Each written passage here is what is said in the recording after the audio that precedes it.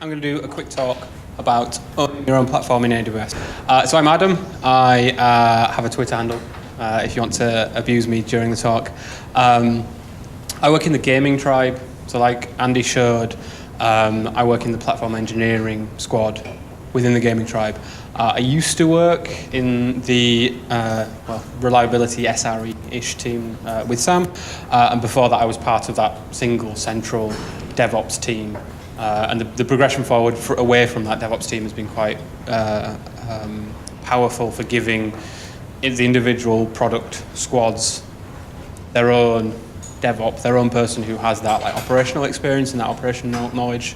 And me moving into the platform engineering team is building on top of that. So we're now giving those product teams, so within gaming, that's Sky Vegas, Sky Poker, Sky Bingo, and Sky Casino. Always forget the fourth one. It's giving those product teams the option and the future prospect of really owning their platform, owning their entire product from the code that they write all the way down to, well, in this age, not quite the servers that they run on, but the virtual machines that are running on Amazon's servers somewhere around the world. So the problem that we face with platform, with our data center or data centers, we have a lot of dedicated infrastructure. So we have 6-ish, that might be right, data centers around the UK with an unknown amount of physical hardware and networking and switches and all sorts of complexity that I've no idea. I see pictures every now and then of the data center and it looks really cool, but I don't know what happens there. We also have lots of ongoing growth. So we're upgrading those data centers. We're adding new servers. We're adding new hardware. Someone just told me we need another 600 terabytes of disk space on something. I no idea. And we have security patching, other issues like that. And then on top of that, we have really, really challenging scaling issues. So SkyBet, the SkyBet product at Sky Betting and Gaming can go from tonight at 1 a.m. we'll have very, very few customers on that site. Not many people are betting on the football at 1, 2 o'clock in the morning. But then tomorrow at 5 o'clock, it's a Friday, there might be football, don't actually know.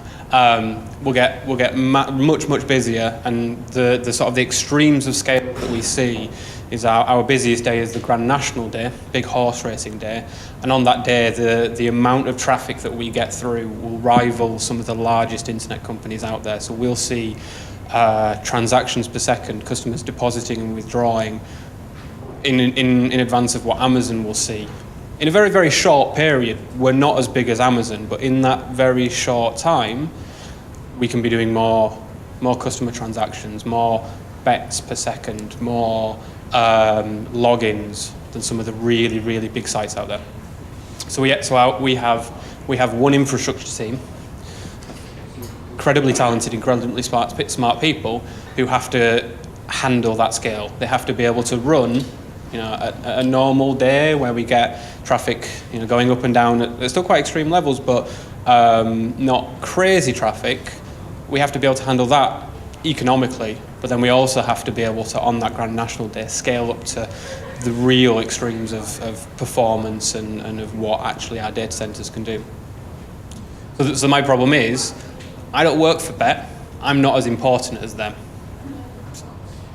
It's a difficult thing for me to say, because I think I'm great, but if it's Grand National tomorrow and I want a new server, no one's going to listen to me. I'm going to run around and say, oh, please can I have a new server? And they're just like, no, we have Grand National tomorrow.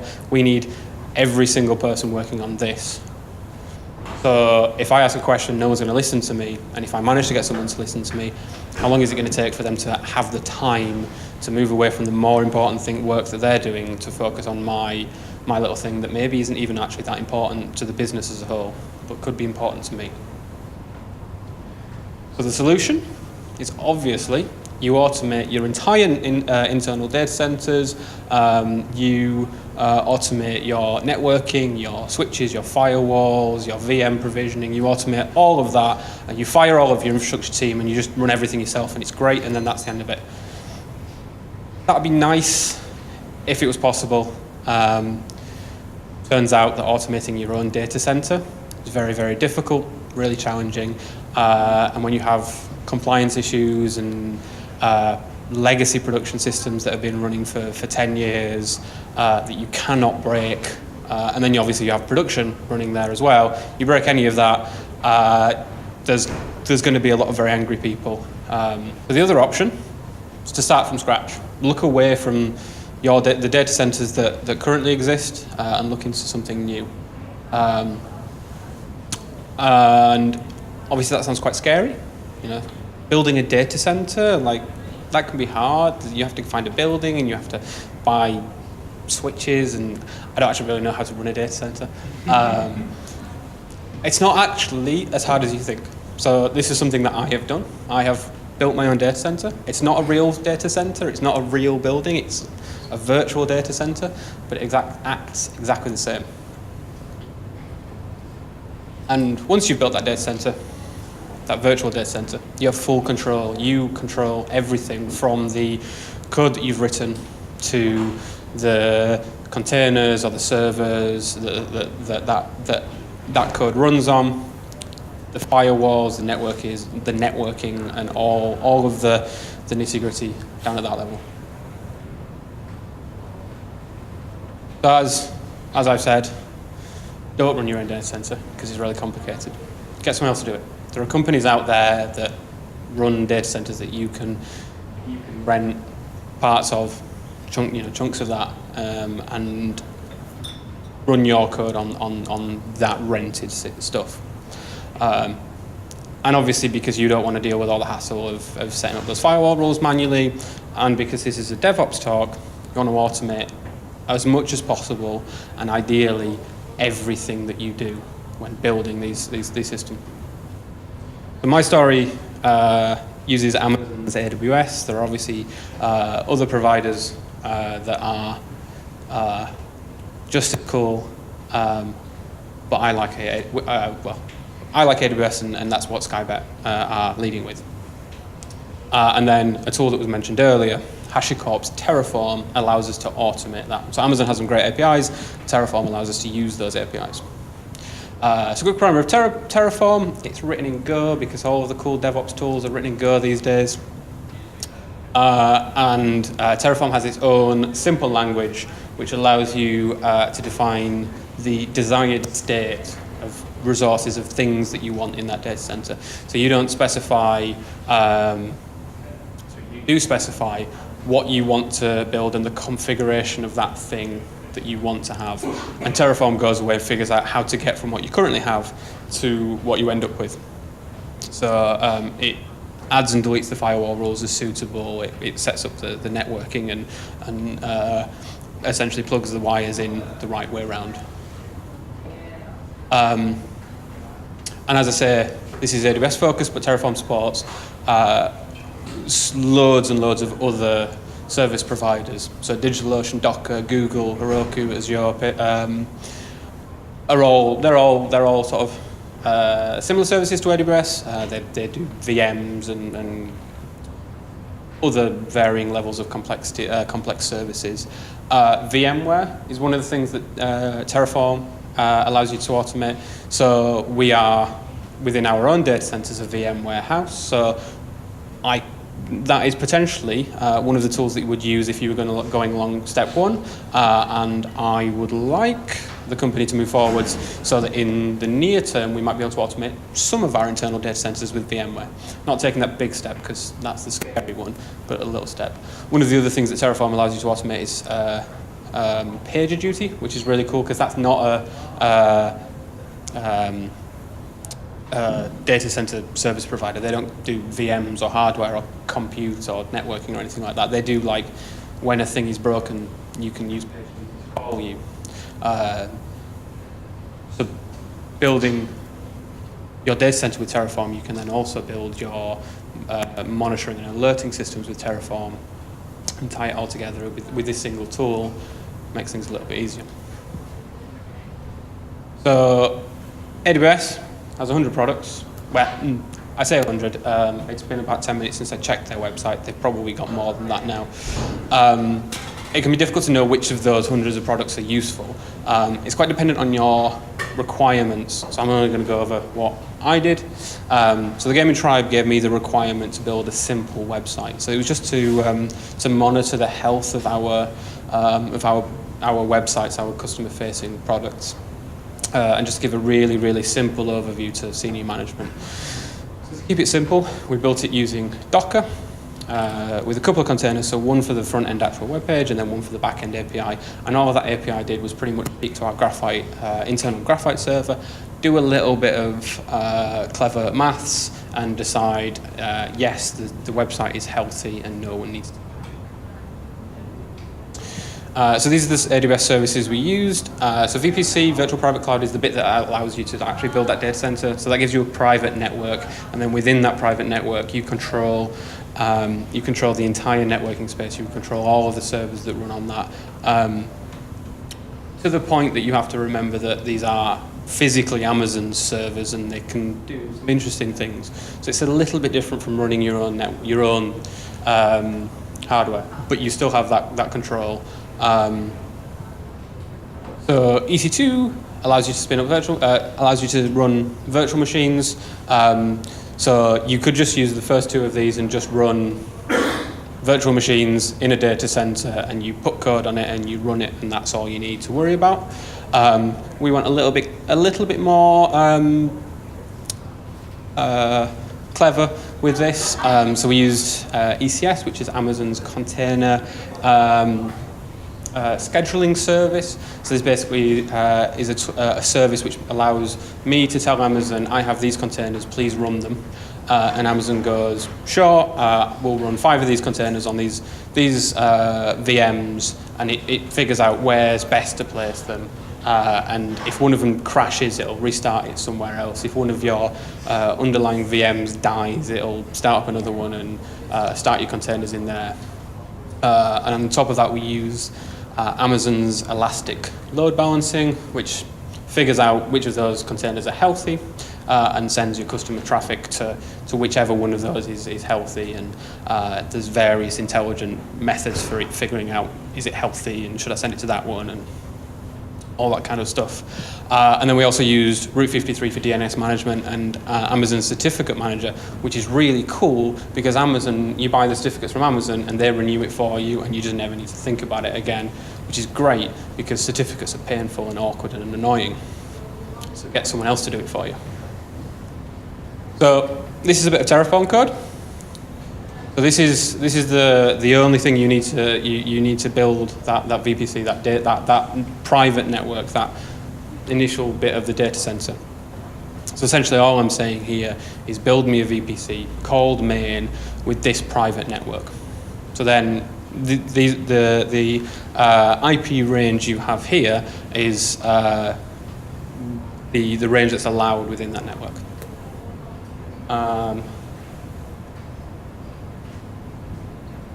Then to apply this, to actually build that private network, you run the Terraform apply command with that configuration, and then here you can see that Terraform is figuring out all the changes it needs to do to that VPC to get to the point that you want it to be. And here, because it didn't exist before, it's just creating it. But if that CIDR block, if you were changing it, it would know that in AWS terms, it needs to delete the old VPC and create a new one. You don't need to tell Terraform, delete and create. It just figures out what to do, which is incredibly powerful and sometimes very dangerous. So you do have to take care and read what it's doing to understand. So you can see here, we created a VPC. And then if we look in the Amazon console, I have a VPC and everything's wonderful.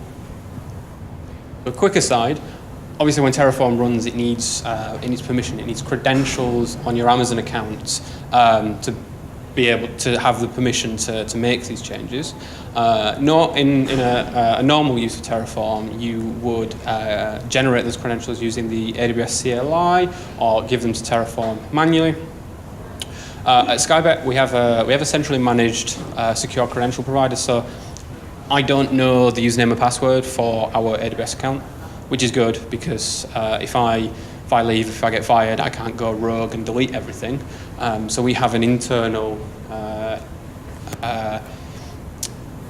LDAP system, and when I get fired, I get deleted off of that, so I can't log in anymore. And PSCLI, which Gav showed you before, interacts with that internal LDAP setup and sees that I am authorized to access my account. So when I run PSCLI Terraform, I log in with my credentials.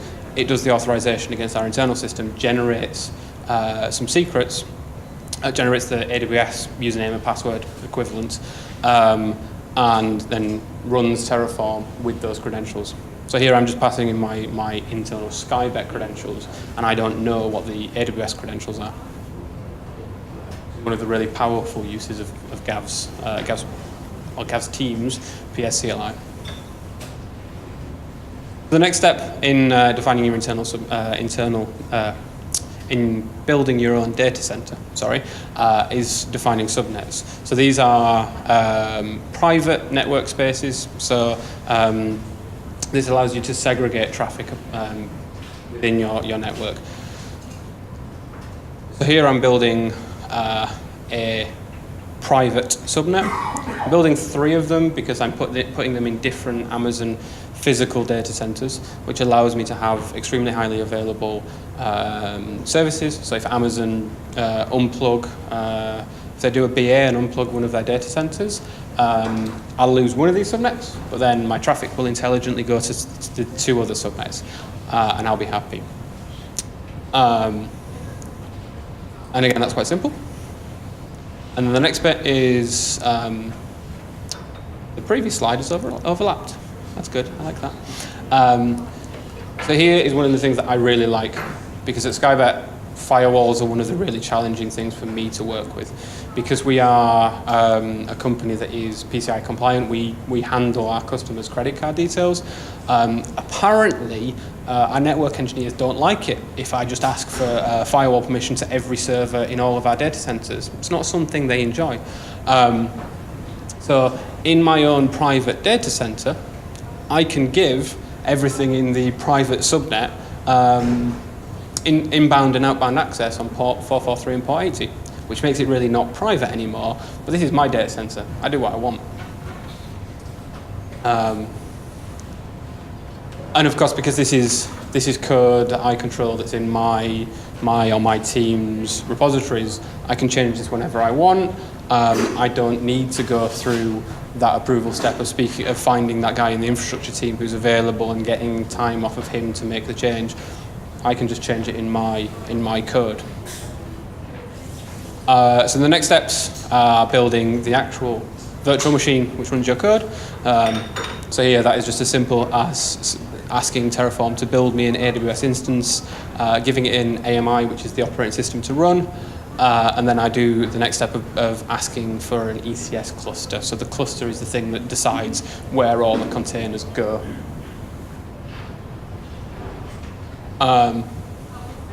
Then once I have that VM and that cluster set up, I can actually ask Amazon to run my ECS service. So this is my container, or my collection of containers that form my website here. So here I am specifying the name of the service, the task definition, which is on the next slide, and then the desired count. So here I'm running 5 because I thought 5 would be a good number that'll handle the amount of traffic I want. And if one of those dies, I still have 4, and that's about right. Obviously, in the real setup, I would be measuring my customer traffic and the performance of all of my systems. Here I just guessed. And then I'm also specifying a load balancer. So this is the load balancer which allows the customers to access this and routes the traffic intelligently across those containers and away from failed containers and other clever, intelligent things. And then this is the specific of the task definition. So this is the container that's actually running. So here I'm specifying the name of it, the version of it. This one needed a little bit extra CPU. So normally it will just sort of give a good amount of CPU and a good amount of memory, but here I wanted a bit more specifics on the CPU used. I tell it it's listening on port 80 so that it knows the load balancer connects into this.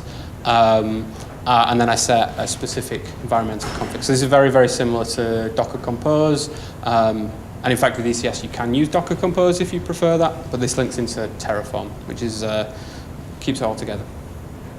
And then here I'm just setting up a DNS record, which is the Route 53 part, and then I am done. So those steps, and then using the Terraform apply and along with PSCLI to give me credentials, have allowed me to build a private networking space with segregated networking, with firewalls, with virtual machines, and then with a very intelligent Docker scheduling system. I am now running my very, very fancy website automatically spread across multiple VMs, across multiple actual physical data centers, and intelligently routing to those containers based on the health and if it's crashed. So those first steps are sort of the initial stages. Obviously, the next steps that you would want to do in this are to automate that deployment and execution of Terraform.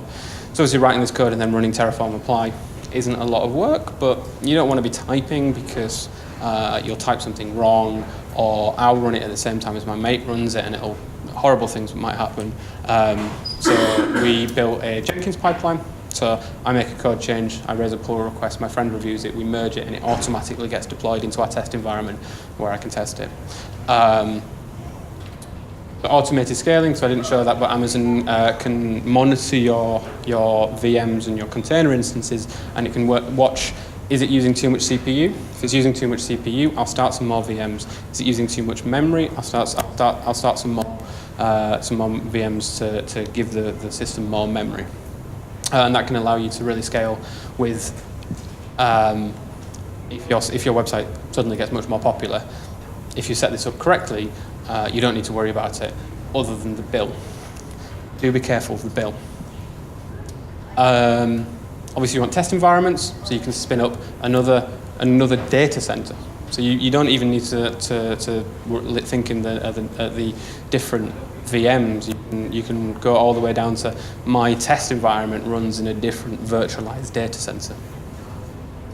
Other nice things that you would like is integration with other tools and services. So our Jenkins pipeline integrates really nicely with our internal Slack. So we get messages on what Terraform has done or is about to do to make changes to our platform, so we get really good visibility across our entire team. So our engineers are making changes to the infrastructure, but our testers and our product owners can see those changes being made and can have some insight into what's been done. And then obviously you want monitoring and alerting on failure, which is something that you can link in with the auto scaling and with the PagerDuty if that's a tool that you use.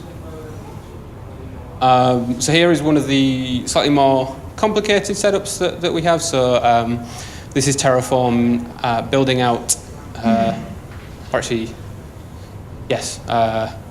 deploying a new version of our Selenium grid. So here you can see it is destroying an old auto-scaling policy that isn't suitable anymore, and that's because I've told it to change one of the options. I didn't tell it to just destroy and recreate. And it does some more things, and really nice. This is the most recent output of our Jenkins, so you can see that we do lots of deployments very often, and those deployments can happen quite quickly. So these things are all on the smaller side of some of our products, but you can see that they get deployed in minutes or even seconds. And some of our larger services, even then, they only take a few minutes to run through a deployment from I have made a code change in my code base to I'm running an entire new infrastructure on a larger VM or with a different operating system. This is some of the Slack integration that we have. So you can see that When I was deploying the new Selenium grid, it was making changes to the auto-scaling groups and to the auto-scaling policies, and then it was going to do the same for the live environment, but in that case it was asking for permission because I like to test my code before I put it into live. So that's me done. So that is how I built and how you could build your own data center and have full control over everything other than the actual physical stuff, because Amazon still own that.